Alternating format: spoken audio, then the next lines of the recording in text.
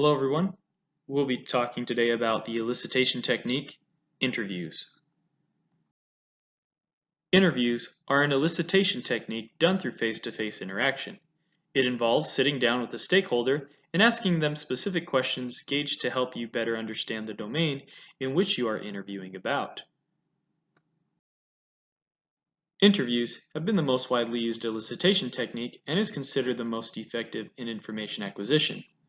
From the spoken words, tonal inflection, body language, and setting, interviews provide several avenues for extracting information. Although it has been the most widely used technique for elicitation, the art of interviewing has not been a tool studied in depth by the requirements engineering community. Because interviews are a social activity, it is very important to ensure that there is a strong quality interaction. Aside from many of the techniques and methods available for effective interviewing, communication skill is important. It should not sound scripted, forced, nor sloppily asked, using weak linguistic skills. There is a value in having professionalism and not knowing what to ask, but also how to ask. Interviews provide rich contextual information descriptions.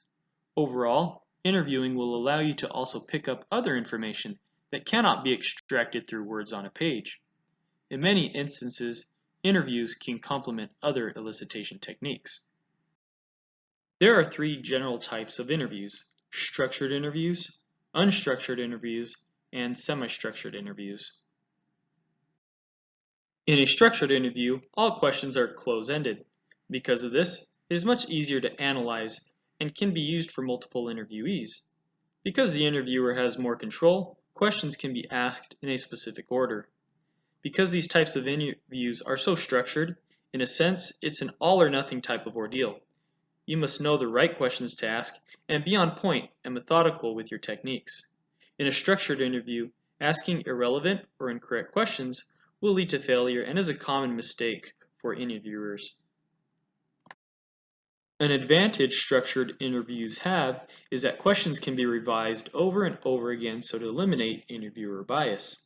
An unbiased interview can lead to true and unbiased responses. The entirety of the interview hinges on the effectiveness of your questions.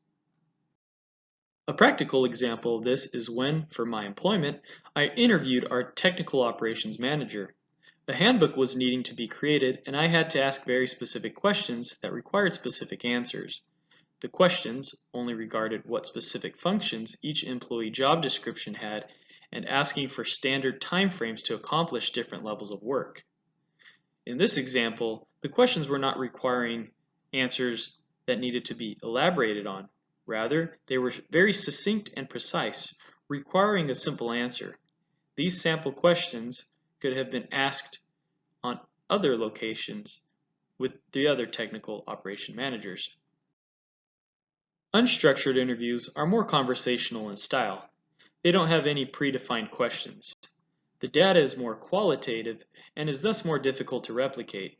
Because of the lack of structure, gathering data can be more time-consuming, and there's a great potential for interviewer bias. Because the interviewer does not have total control over the interview, some subjects have the potential to get neglected. In addition, some subjects may be focused on for too long. This type of interview is helpful if you are needing to explore the particular domain, when there is a limited amount of knowledge and understanding of it. An example of this type of interview is during my employment where I met with our general manager. I was tasked with creating a training program and sat down with him asking unscripted questions, trying to gauge and understand the process new employees went through. I did not have a working knowledge of this, so the questions I asked him were unscripted and were more focused on helping me understand the entirety of the employee training system. Semi-structured interviews are a combination of structured and unstructured interviews. In a semi-structured interview, the preset questions act as guidelines, which open the way for more spontaneous questions to be asked. It is important to make sure that the spontaneous questions stay on topic and guide to the desired outcome. Semi-structured interviews provide a good amount of flexibility to go off script when needed. An interviewer will have the ability to remove their bias through precise questions and will be able to cover all the topics in depth. Additionally, they will be able to ask more probing and follow-up questions. It is likened to the jack-of-all-trades interview type. Due to this, semi-structured interviews share the same advantages of structured and unstructured interviews. It has the benefit of being precise and methodical in its practice, able to thoroughly cover a domain and remain unbiased, and at the same time be flexible enough to navigate away from the script if needed to learn more about the domain and extract more information. It is important to note, however, that due to its ability to be both structured and flexible, it does not hold the advantages of a structured and unstructured interview to the degree in which they hold their advantages themselves. Similarly, semi-structured interviews also share the same disadvantages that structured and unstructured interviews have. It can fall prey to ineffective and incorrect questions and can also become unfocused, missing out and neglecting certain topics of a domain if not careful. But, like with the advantages, semi-structured interviews do not hold these disadvantages to the degree in which the other two hold theirs. An example of this is, again, at my place of employment, when I had to interview with our HR manager. I got to create a handbook for their processes and was familiar with how everything worked. When sitting down with our HR manager, I had a set of predefined questions to ask her. As the interview progressed, I did, however, have to ask unscripted follow-up questions to better understand some things as they came up, based on the responses she gave me. Overall, the elicitation technique of interviews is very effective in extracting needed information, but like all techniques, it does have its own set of advantages and disadvantages. The advantage of interviews is that you can gather rich and detailed data. Based on information presented, the interviewer could also ask any needed follow-up questions to help them clarify and gain a better understanding of the entire subject matter they are interviewing about. The interviewer can also get large amounts of data quickly from an individual. It is also an elicitation technique in which you can practice through role plays and having it be realistic enough to be helpful and improve your interviewing skills. Interviews as an elicitation technique also carry some disadvantages. For one, it is difficult to collect data from large samples of people.